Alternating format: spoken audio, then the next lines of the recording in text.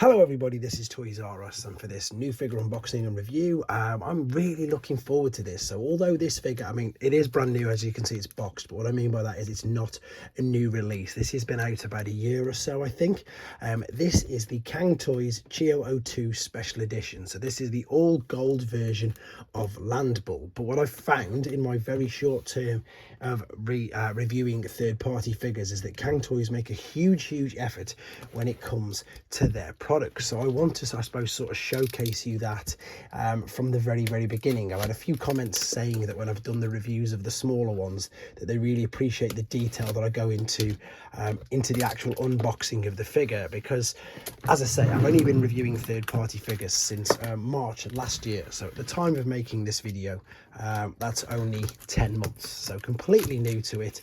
So although I'd seen, let's say, a couple of pictures of their take on Predacon, I think he was called Thunder King, I'd never reviewed it, never seen it in hand, etc., and of course never really enjoyed it. But since I've been reviewing the third-party figures, they released the Legends versions, and I've been reviewing them again, which have been fantastic. And as I was saying, I was absolutely blown away by the overall just the packaging, just the way that they did exactly that, the way they presented it. So I wanted to try and show you just the attention to detail that, yes, this is, it's a masterpiece sort of scale figure, so it's not that cheap.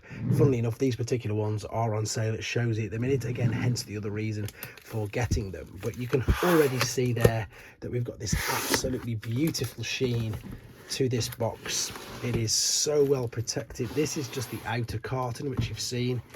There is the main, of course, figure. This is, as I've already stated, it's not obviously an official Takara product. It's a masterpiece scale figure, and it's a very stylized version of the Predacons. So Tantrum, I think it'll be, with it being landbull. Unless I've got that wrong, I'll correct myself if I haven't. But so you can see the box, it's all, again, just reflective. It's gold, it's lovely looking. Let's have a look inside. So yeah, again, oh, there you are, there's the alternate mode. There he is on the outside. You can just see it reflecting everywhere. And as I say, the attention to detail, the effort that they've put just into the packaging alone, it's just really sort of shocked me. It's been a long time since I was buying masterpiece figures anyway. And again, as I say, just completely stunned me, surprised me, the detail that they went into. So there's the instructions. It looks like there's a collector's card in there, which looks great. And then here we've got one protective layer of padding. This is, look at the attention to detail. Then we've got a specifically cut, in fact, let's turn this around, it should fit. I'll just move the rest of the box out of the way. There we go. And we've got this bit of packaging as well. So he looks like he's sort of partially transformed. What I mean by that is he doesn't look like he's fully in his robot mode, because his legs, oh, there's his horns. In fact, I should probably take out all of these accessories first and foremost, just in case they fall out. There's one of the other horns. So it does look like you've got to do a bit of self-assembly. And yeah, it looks like his legs are bent over. Let's straighten these up. That is scary, but as you can hear, that's on some huge ratchets. It looks like that's one part of his accessory. And here's the other part of his accessories. As I said, just wanted to show you the attention to detail on these, how well packaged they are, and I suppose just how beautiful it looks. Right, let's get rid of the box and let's do some first impressions. Okay, so I've just set him free totally from the packaging, moved all the excess bits away, and we're going to do some first impressions. So with the video, what we're going to do now, exactly that, have a look at him, check out his articulation and stuff. Again, I've got to let you know, he might not be correctly transformed into his robot mode. This is just first impressions. After that, we'll check out the alternate mode and then come back to the robot mode, make sure he's set up right, see how all of his accessories work, and do, of course, loads of comparisons. Now, the first thing that you notice with first impressions on this is the weight of the figure. Now, all of these thighs here, and especially obviously the knee ratchets, they're all definitely metal, definitely die cast. They feel cold to the touch, and they just feel really sort of weighty. Now, obviously, you saw on the packaging his knees were bent up, so I've straightened them out and then pulled what looks to be the heel sprues down, and it looks like I've sorted that out. Again, I'll know 100% in a second. I'm just going to stand him up a little more. In fact, he looks better with that sort of mini split stance stance I'd go in. I think there's clearly, as we say, ratchets in the knees, ratchets in the hips, but what I need to do first and foremost by the looks of it is attach the horns. Now he came obviously with these really thick instructions, which they don't look too difficult, to be fair. There's some QR codes I think I can scan, but what this is, look at this is a collector's, I'd say card, but it's not. It's die cast. It's metal. It's literally a metallic reflective collector's card. It's beautiful. Right, we've got the horns to attach then, and you can see on the side of the head there we've got a shape, we've got a cutout here, so I'm kind of hoping this shouldn't be super difficult. Oh, it wasn't. There you go. So this is just, again, I keep everything like this in the videos because it gives you the full experience of getting it yourself and seeing what to do with it all. Now, one thing that I don't know about is what I'm about to show you now. I obviously know that this is going to be his gun. This is looking likely to be a huge sword or something, or maybe it attaches in robot mode, but there's nothing in the instructions of this that I can find as of yet. Actually, it looks like there's something else in there, but again, I will find out with due course of the rest of the video. So let's do some more first impressions. So the head is, again, is it on a ball and socket? Oh, it lifts all the way up, full rotation, looks up and down, etc. These shoulder pads allow the arms to come up at full T. They will. Can they go all the way around? I think if I turn that around, yes, they will. So you have to move the shoulder sort of covers out of the way. You can hear they're all on ratchets. It's clicking everywhere. We've got bicep joints, folds all the way up. I'm loving this. As I say, I've got no experience on these figures at all. This is all just my genuine first impressions. The hands and the wrists will spin all the way around. There's articulation on each of the fingers right up into the knuckles, same as on the thumb. There is a waist swivel. I wasn't expecting that, to be honest. There's an ab crunch, so you can see that's bending there. We've already heard the ratchets in the legs, but will they go to the side? Yeah, they will. Wow, they'll go right to the side. You can get the full splits with them. Bring it all the way down. It'll kick. This is a little hip skirt. It'll kick all the way up. I say all the way up. It'll go all the way back, and we already know the knee will fold in itself because that's how it was packaged. I'm probably going to wake the whole house up doing this now, so I need to be careful. Let's just see how much further it... Oh, there you go. You can kick it up a bit further. It just needed a bit of playing around. Bring this down. The head's bobbing about all over the place, and then there's a huge bit of motion, rotate, movement, whatever, in the toes, in the heel sprue, in whatever there. So as you'd expect, you know, full articulation. He always got his thumb up. Pure fluke, absolutely pure fluke. He's standing there like that. But again, this is a masterpiece figure, and you are going to be paying a masterpiece premium. It just looks like on the photo there that they have these horns rolled over the top of his head. I think that makes him look a little bit more like.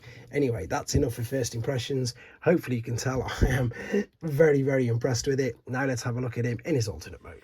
Okay then guys, we're back, and as you can see, he's in his alternate mode, and as I pretty much said in the first part of the video, I definitely know that he wasn't in the correct orientation with all of the parts for the robot mode. Now what I'm about to do as well, this is going to be a bit strange coming from a reviewer. I'm actually going to ask you guys for your help, and the main reason for this is, as you can see, he's pretty much transformed pretty much properly, but there's just one area that I'm really struggling with, and I've got to confess, I must be doing something completely wrong, but I'm going to still do the best to review it anyway. But I'm going to explain to you what it is, because this isn't even in the instructions, and I've watched Ben's Collectibles videos, I've watched MGo's transform as well, and what it is, on the inside of these here, I've got these extra bits which are hindering everything. These parts here, they swing around. Now I can't see these in any of the transformation process videos that there are on the original of this figure. There's no transformation process videos on this particular gold one at all,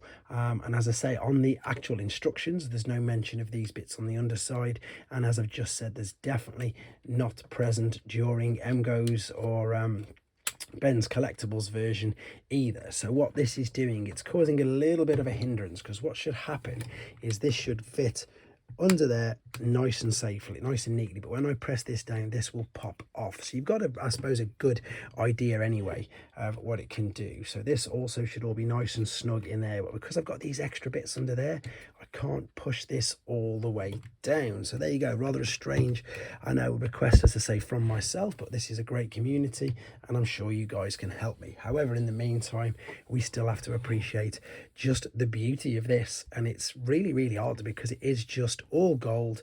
So, you know, there's no amazing detailed paintwork apart from the fact that it's all gold. It's just huge. It's so much fun, and these do actually, funny enough, I do get them to tab into them holes, but it's still too high. So when I push that down, it still just misses it, and they're definitely not there in any of the pictures that I've seen. Anyway, enough about that.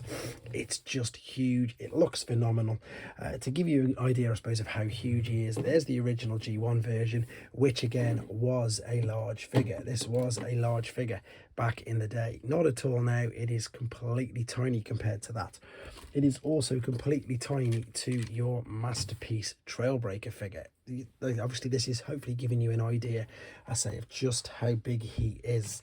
I haven't got many things, if I'm being completely honest, in alternate mode, but I've got a Masterpiece Soundwave there on the back, who, it's just about up to his waist, and Soundwave's got huge legs. With regards to some other figures that I've got about in alternate mode, there you go. That's hopefully, as I say, giving you an idea of just the enormity of this figure. But let's have a look, as I say, at the things that I suppose the articulation points. The tail, you can see, has got multiple articulation points. The hind legs have got movement there, they've got movement at the knees, they've got full ankle, ball and sockets on the toes. Same with the huge front legs. These can move around. They're a little bit restricted there, but you can still bend in at the knee there. Same principle with the ankle, the toes, the hooves, that's the best word. The hooves on the front, you can move all them, and if this was pretty much connected up properly, you can still move around the head, open up the jaw, etc. As I say, it would just be a little neater on the underside there. It's just such a shame I can't get it in. You can also as well move and adjust the horns. Yeah, stunning. And I've checked in the instructions as well whilst transforming him that this is definitely a sword, which we will see in robot mode. I don't believe you can attach this anywhere here. I've had a good look. Again, it's not in the instructions, but we can. I've seen a picture of it and it's on there. We can attach the blaster. So I'm looking as to where this is going to go. Does it go on the back of, yeah, there you go. It goes on the back of one of the legs. I was thinking it might have gone on top of there as well, but I don't know whether I'll break it or whether it's supposed to or not. And no, that is too big. So it does look like we're attaching it to one of the hind legs. And again, the gold is just really, really working with it. So I am going to come back. We are going to be back in the robot mode. He's going to be fully assembled, as in the knee guards and things are going to be correct, which they weren't when we first took him out of the box. But I'm going to be saving the leg mode for a full combined video of all of these. So this is just going to be coming back, looking at him in his robot mode, do some comparisons, do some size comparisons, and again just see how he looks with a load of other figures. And again, any help with this will be greatly appreciated. Thanks very much. Let's have a look at the next part. Okay then, back for the final time, and as you can see, back in this absolutely stunning looking robot mode. So the couple of things that I did need to correct myself on, which I mentioned in the other segments. So obviously when I took him out of the box, these knee caps, covers, whatever, were folded up because his legs were bent back, but they should of course have been down, and the shoulders as well. As far as I remember, these weren't down covering it, but this is pretty much, from what I can tell from the instructions and the pictures that I've seen, exactly how he should be looking in his, well, back to his robot mode, to be honest. And again, it's really, really clever. It looks great. I like the way everything pretty much tucks away really well, to be honest. Obviously you've got the huge bull's head on the back, but that's what makes him who he is, and that's what makes him, I suppose, that's what I remember as a child from the original, which I'm going to bring up in a second. And it is really apparent now, the die cast in the back of all of these legs. You can hopefully see it a little bit more there with the light as well, to be honest. Let's just move that hip back a little bit as well. You can see, oh, there's the leg getting in the way, but there he is. So what I want to do is to try and give you an idea of the size of the figure. So I'm going to of course go through as many different toy lines as I can. I'm going to start off, let's go with generation 1 then. So of course these aren't meant to scale. This is just to give you an idea, the viewer, just how big these are. So again, we all collect different figures, we all collect different toy lines. There's the original.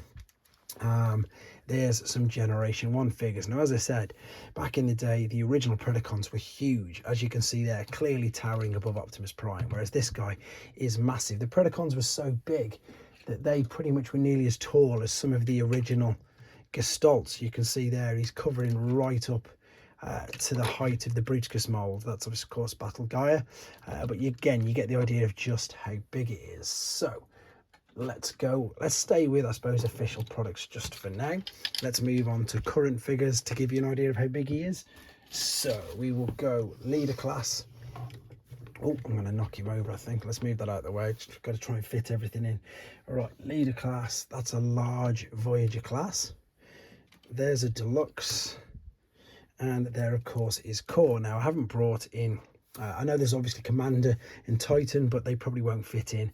And again, not everybody's got loads of them on display, and you're going to be displaying that with this figure. So there's some official figures, just to give you an idea, as I've said, of the size of him.